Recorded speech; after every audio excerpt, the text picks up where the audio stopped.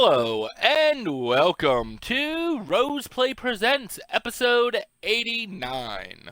As always, I'm your host, Aurian MoonRose, and today's a very interesting day. So as you know, here on Rose Play Presents, anything can happen. Interviews from content creators, game developers, E3, movie game reviews, special betas that are closed off. So, today was supposed to be a DWAAN podcast. That's where the first surprise comes in. Much to my dismay, unfortunately, the rest of our podcast that Amateur Gamer and me did apparently has been taken down by him. Don't know why. So, unfortunately, there is no more of the DWAAN podcasts. Unfortunately. So, I do apologize for that. However, because of that, I had to scramble together something new for episode 89, since it was promised. I had a lot of ideas, but I've decided, like Matt Pat Game Theory, Film Theory that he does, I thought I'd do my own theory. Now, first of all, remember this is just my theory. And unlike most theories where they have a lot of backed up evidence, mine's just wild, crazy speculation. That would be nice to see, but still in the end. So, here we go, I'm starting on it. And unfortunately, I don't have a script written. I wanted to get this out fast, so this is kind of me just on the fly. So, as you all know, on Rose Play Classics, I've been playing the Final Fantasy series and a game in between every time. And for the longest time I was debating, because of the Final Fantasy VII Remake coming out, what should I do? Should I play Crisis Core and forget the original Final Fantasy VII, the Advent Children movie, the Dirge of Cerberus, maybe before Crisis? Well, before Crisis might still work-ish. Or do I throw Final Fantasy VII in there and then the remake? Because so far, all the Final Fantasy games have been their latest, most updated version. That being 1, 2, 3, and 4 even. Which should be starting up after this. At least part of 4, as there is intermission and after years. I digress. Anyway, what it comes down to is, I played the game already, Final Fantasy VII Remake. And for a bit, I was thinking, you know what, this would be a good replacement, just forget 7. But after what has happened in Final Fantasy VII, and there will be spoilers here in a little bit, but what has taken place in the Final Fantasy VII Remake not only makes me think that this is not a remake, but a sequel to the 7 series, a continuation. Now, I know what you're all thinking. How is that possible when it's literally a remake and you're going through the first section of the original game done way differently? I mean, still the same game, but done a little differently here and there. And I do have answers for that, at least my crazy answers. So, let's start off with Final Fantasy VII to start with. Of course, there's what happens in Before Crisis, what happens with Zack leading up to Cloud for Crisis Core. There's Final Fantasy VII. At the end of 7, spoiler starting, at the end of 7, you beat Sephiroth, stop Meteor with the help of the planet. That leads to Advent Children and Dirge of Cerberus, which involves 3 more children of Sephiroth. And you know what? It's been so long since I played Dirge of Cerberus. Some weird crap between Hojo and Sephiroth and Vincent. Now, then Final Fantasy VII Remake starts off. And for the most part, it's par on par Final Fantasy VII. But you get these weird glimpses every now and then. Aerith at the beginning seems like she's being chased off by something. Some sequences have changed a little bit. Not much. One of the major ones is that there's these things called fates, which are trying to keep everything the same. So much so that at one point they help make sure that Cloud stays long enough to meet Aerith, who also, by the way, says that she's destined to die. So there's a little change. She's like, I'm gonna die. You can't stop this. Oh. Really? Huh.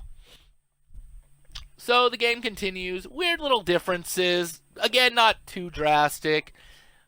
Then Sephiroth starts showing up more and more. And even when you first see him, there's a feather.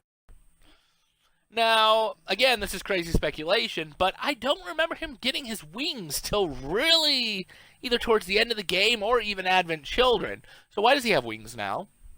He kills Barret. Flat out just impales him. Yeah, the fates bring him back because it's not his time to die. Well, to be fair, I don't think he died. Yeah, he doesn't die at all. And then we get to the end of the game where Sephiroth drags you into the Fates world, and he destroys, with your help, they destroy the Fates, which people have stated that they're Barret, Aerith, and Tifa. Or some have said that it's the three main character Sephiroth clones from Advent Children.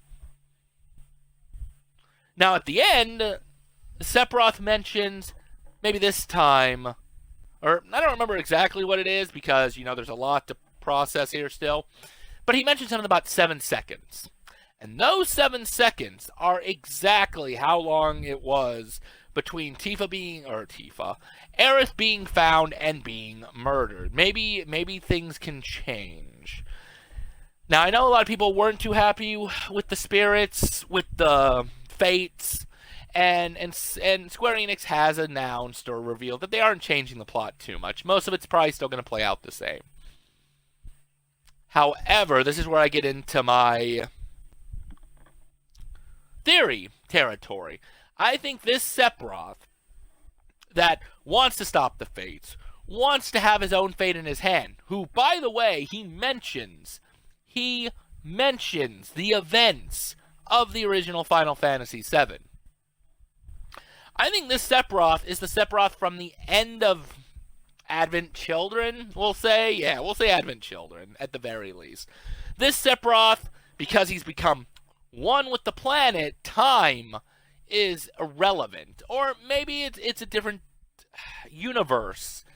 Or maybe it's the same universe, a split timeline now, where things can slightly change. Now, I know people don't want it to change too much, though I have heard a lot of people say that they would like Aerith to live. Well, they kind of can. Maybe someone else dies there. Who knows? Maybe we'll lose Tifa. That'd be a change. Plus, it would change up the whole Meteor stance, because, if I don't kill her, maybe Meteor will work.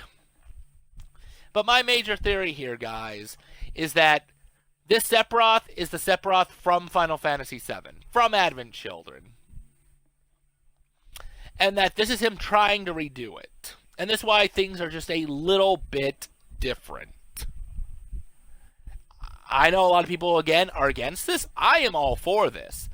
It is a remake in a sense, because you're taking one and you're remaking. It's not a remaster. It's not this sort of a retelling. It's a remake. Things do change in remakes, and we've got to accept that. And honestly, if this remake was another sequel to 7, mind blown.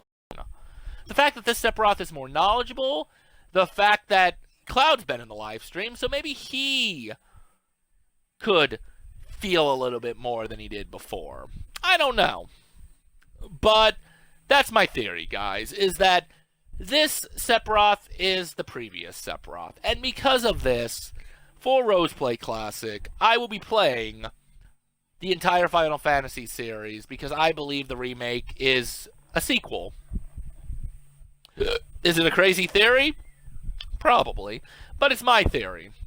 I honestly hope Matt Pat sees this, or one of you guys send it to him.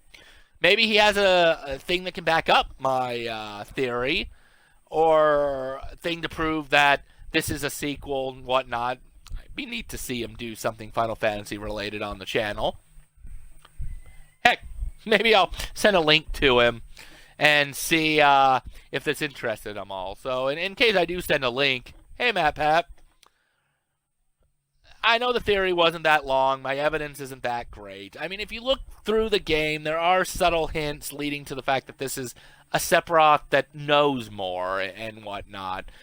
And unfortunately, I just don't have the graphs and whatnot to show on screen and do justice, since it's unfortunately me just on the screen talking.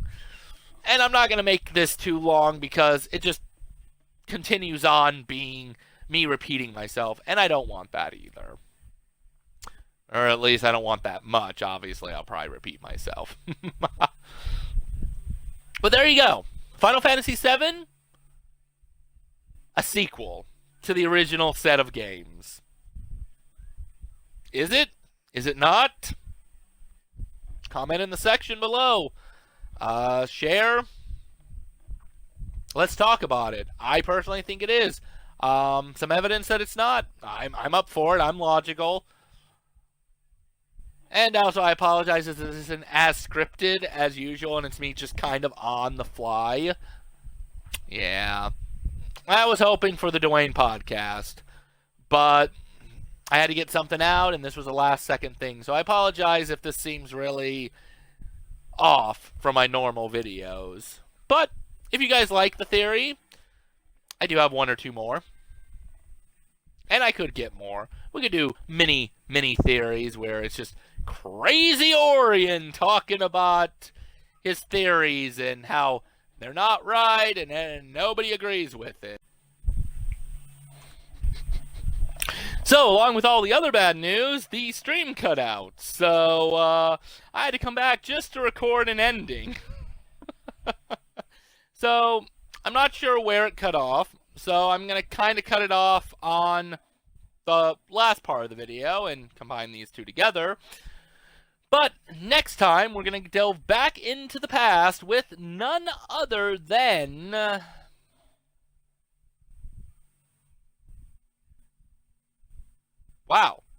with none other than Atama's Review Corner. See what happens when I don't write a script and study it? I am just mind blown.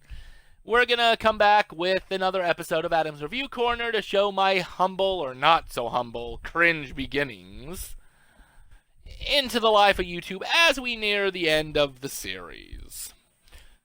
Or pretty close at the very least. I'm not 100% sure.